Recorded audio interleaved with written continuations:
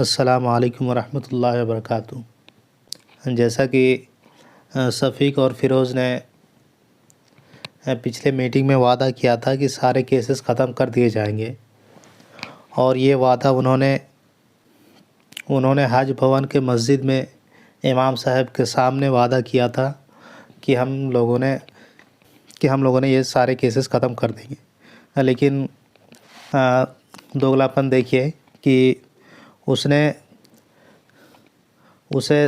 सिर्फ़ लंबी टोपी और दाढ़ी लगाते हैं, बाकी ईमान नाम की चीज़ उसके अंदर बिल्कुल भी नहीं है। क्योंकि अगर उसके अंदर ईमान होता तो वो इमाम साहब के सामने वादा करने के बाद भी इस काम को वो लटकाए हुए हैं और इसमें जानबूझकर डिले करवा रहे हैं ताकि हम सभी लोग और परेशान होते रहें। आप लोग समझ सकते हैं कि जो इंसान मस्जिद में वादा करके वादा खिलाफ़ी कर सकता है, वो आपके लिए क्या काम कर सकता है।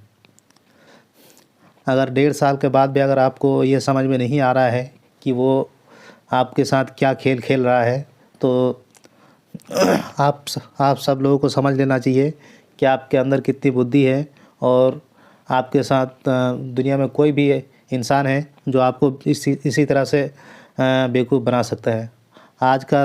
आज का दौर एक ऐसा दौर है जहाँ पे लोग हर गली मोहल्ले में सिर्फ़ एक दूसरे को बेवकूफ़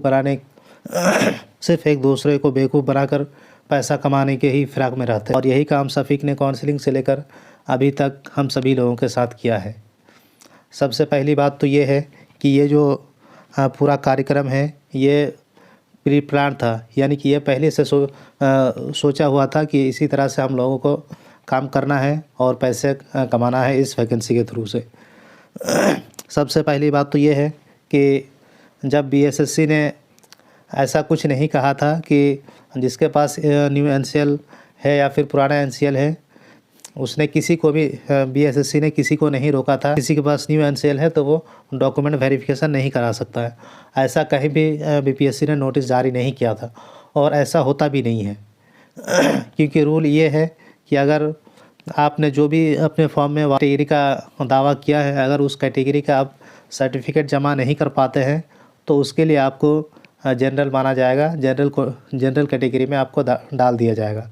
लेकिन इन लोगों का चाल को समझिए कि जब हम लोगों की काउंसलिंग हो रही थी तभी इन लोगों ने कहीं से एक कागज़ का टुकड़ा ले आया और जितने भी न्यू एनसीएल के उम्मीदवार थे सबको बहकाना शुरू कर दिया, और उन लोगों को एक फ़ोटोकॉपी दे दिए और जाके बोल दिए कि ये आप लोग न्यू एनसीएल के साथ जमा कर देना। इससे आयोग को उसी टाइम लग भी गया कि उसने आयोग को ये जानकारी दे दी कि हम लोगों ने आपके ख़िलाफ़ केस करने जा रहे हैं। जबकि उस टाइम इसने ये कहा था कि हम लोग केस इसलिए कर रहे हैं कि ताकि ये इस रिज़ल्ट में महीने 2 महीने का डिले हो जाए, ताकि न्यू एनसीएल वालों का भी एक्सेप्ट करवाया जा सके। लेकिन 1 महीना 2 महीना कह के आप सभी लोग देख रहे हैं कि 1.5 से 2 साल होने जा रहा है इस वैकेंसी को। उसका किसी से भी कोई मतलब नहीं है। उसका सिर्फ़ और सिर्फ इस वैकेंसी से एक ही मकसद था, और वो था आपका पैसा कमाना।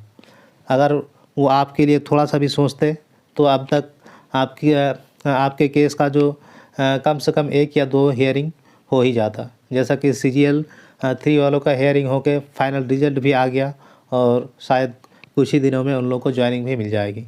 लेकिन आपने जिसे रहनुमा चुना है वो आपका एक ऐसा रहनुमा है जो सिर्फ़ और सिर्फ आपको यूज़ करके आपसे पैसा कमाना चाहते हैं। आप तो 1.5 साल से सारे एग्ज़ाम निकाल कर बैठे हुए हैं, लेकिन वो देखिए एक पे एक एग्ज़ाम निकाल रहा है और अपना काम वो निकालता ही रहा है। फिर से उसका बीपीएससी रिज़ल्ट आ गया, फिर उनको क्या दिक्कत है। ये जो 1000 लोगों को उसने फंसा के रखा हुआ है, इसका क्या मतलब है। आप लोग मुझे नहीं लगता कि आप लोग कोई भी 20-22 साल की उम्र से कम होंगे। आप सभी लोग इस बात को बखूबी समझते होंगे कि आखिर इतना डिले क्यों किया जा रहा है।